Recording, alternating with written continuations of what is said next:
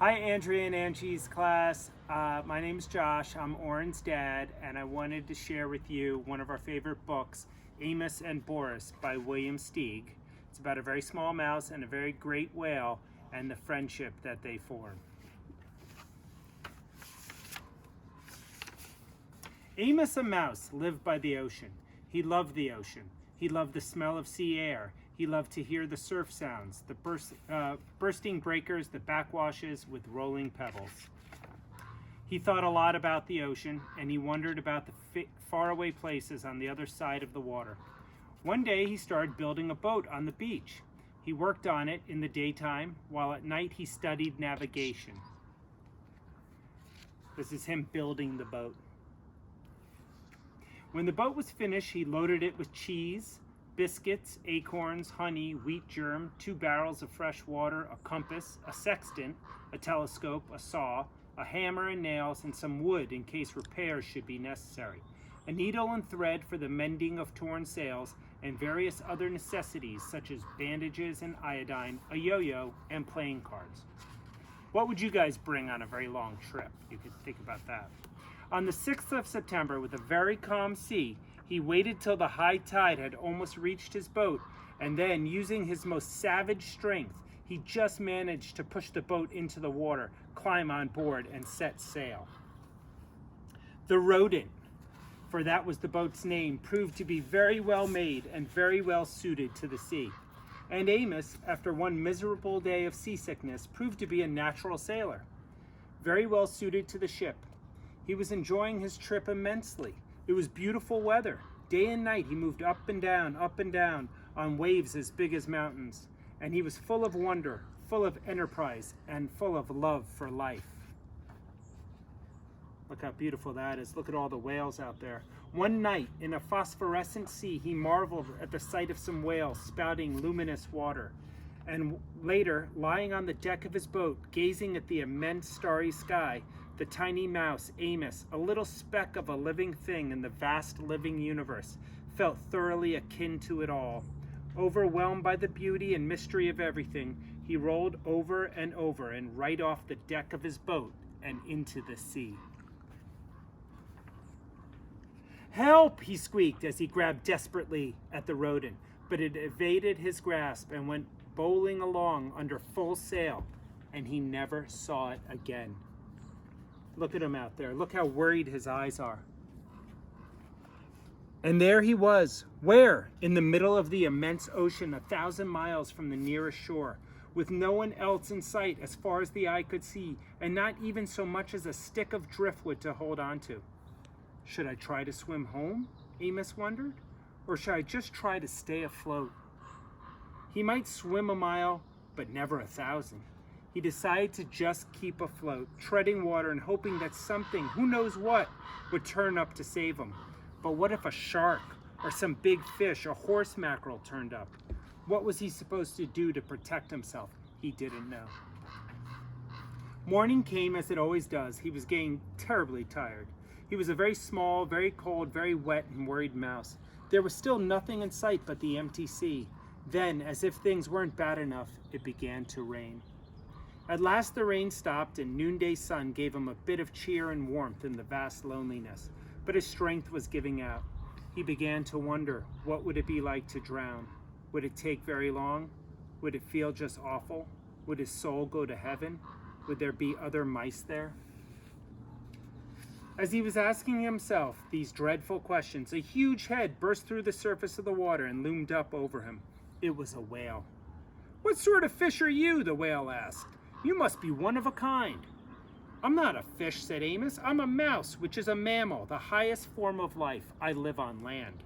"Holy clam and cuttlefish," said the whale. "I'm a mammal myself, though I live in the sea. Call me Boris," he added. Amos introduced himself and told Boris how he came to be there in the middle of the ocean.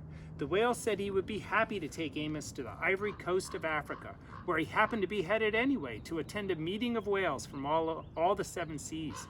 But Amos said he'd had enough adventure to last him a while. He wanted only to get back home and hoped the whale wouldn't mind going out of his way to take him there. Here's Amos on the whale's back, on Boris's back.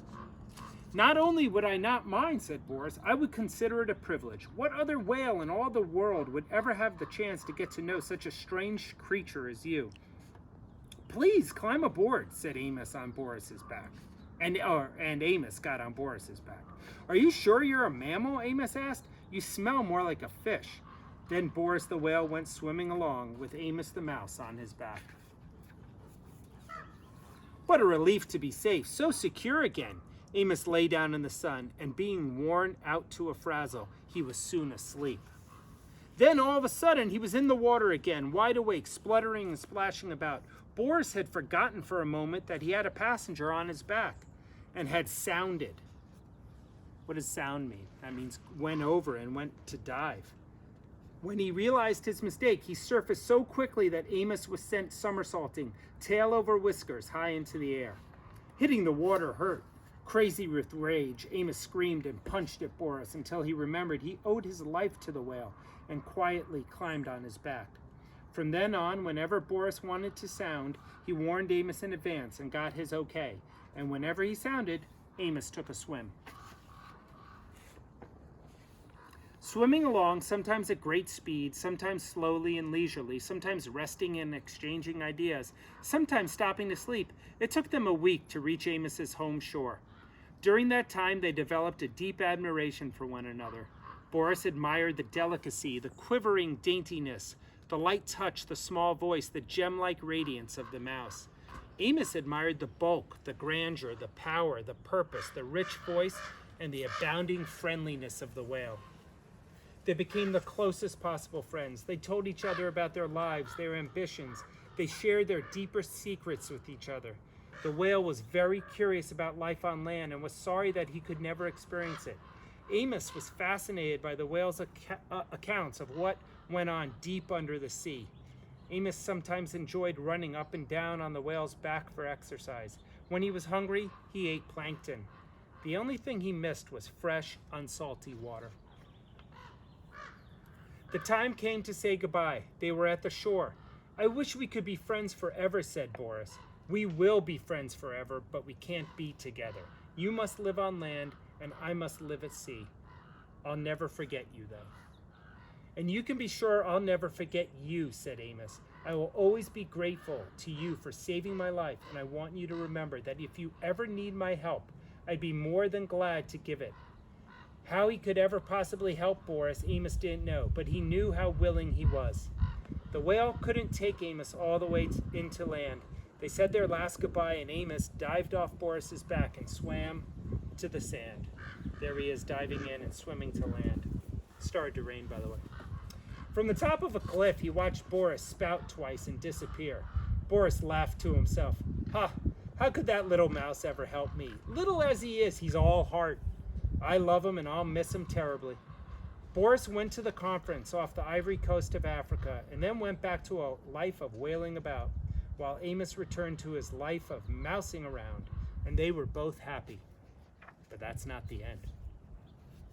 Many years after the incidents just described, when Amos was no longer a very young mouse and when Boris was no longer a very young whale, there occurred one of the worst storms of the century, Hurricane Yetta. And it just so happened that Boris the whale was flung ashore by a tidal wave and stranded on the very shore where Amos happened to make his home.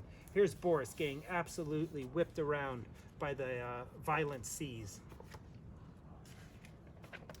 It also just so happened that when the storm had cleared up and Boris was lying high and dry on the sand, losing his moisture in the hot sun and needing desperately to be back in the water, Amos came down to the beach to see how much damage Hurricane Yetta had done. Of course, Boris and Amos recognized each other at once. I don't have to tell you how these old friends felt at meeting again in this desperate situation.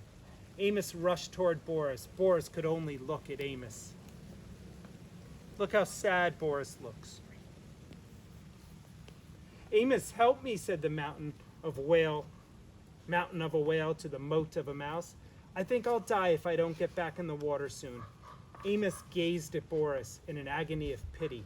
He realized he had to do something very fast, and he had to think very fast about what it was he had to do. Suddenly he was gone. I'm afraid he won't be able to help me, said Boris to himself.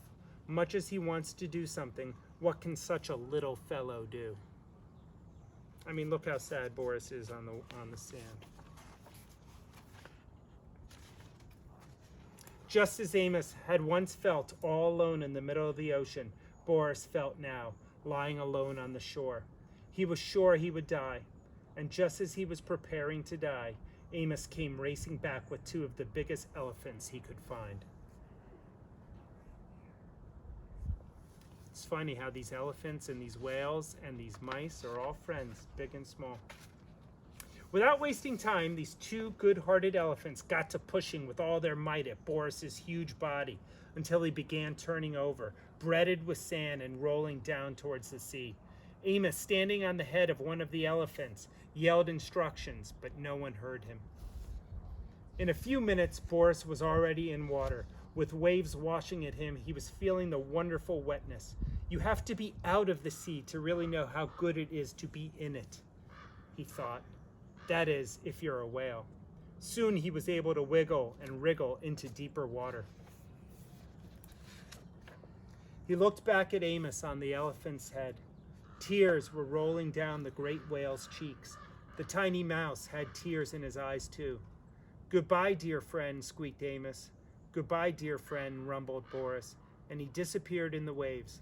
They knew they might never meet again. They knew they would never forget each other. I hope you guys enjoyed it. Be well, everyone.